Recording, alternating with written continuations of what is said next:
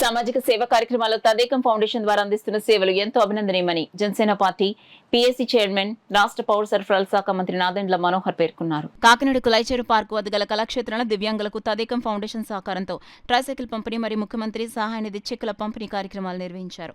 కార్యక్రమానికి Kakinada rural MLA పంత నానాజీ అధ్యక్షత వహించగా ముఖ్య అతిథిగా రాష్ట్ర పౌర సరఫరాల శాఖ మంత్రి నాదెండ్ల మనోహర్ మాట్లాడుతూ కూటమి ప్రభుత్వాలు అనేక సంక్షేమ పథకాలు అందించడం జరుగుతుందన్నారు.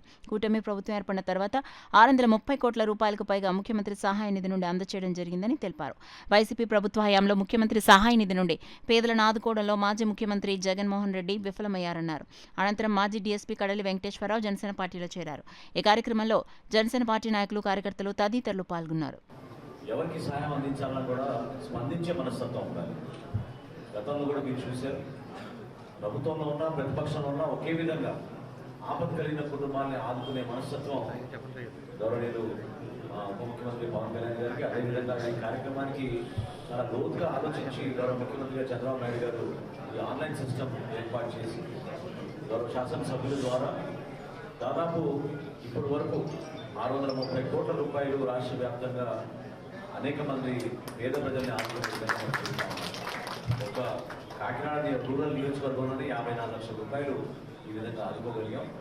విజయవాడలో వచ్చిన వరదలప్పుడు రాష్ట్ర వ్యాప్తంగానే కాదు, ప్రపంచవ్యాప్తంగా దాతలు ఎంతోమంది ముందుకొచ్చి ఆ రోజున్న పరిస్థితిని వాళ్ళు అర్థం చేసుకుని గౌరవ ముఖ్యమంత్రి గారి పిలుపు మేరకు దాదాపు 500 కోట్ల రూపాయలు ఆ రోజు వాళ్ళ విరాళాలు ఇచ్చారు.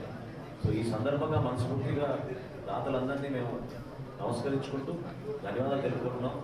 ఎందుకంటే అందరం కూడా కష్టకాలంలో ఉన్న కుటుంబాన్ని ఆదుకోవాల్సిన బాధ్యత మనపై ఉంది. ఆ విధంగా ఈ రోజున 20 చెక్కులు, దాదాపు 29 లక్షల రూపాయలు విలువ చేసి 20 చెక్కులు గౌరవ ముఖ్యమంత్రి గారి సహాయాన్ని గురించి వచ్చిన విషయం మీ కళ్ళ ముందే మీరు చూశారు. భవిష్యత్తులో కూడా ఇదే విధంగా ఒక స్పందించే మనస్తత్వం, ఖచ్చితంగా మానవత్వం ఉన్న మనస్తత్వం, ఈ రెండు కలిగినప్పుడు ప్రభుత్వంలో పరిపాలన అనేది సుపరిపాలనగా మారుతుంది.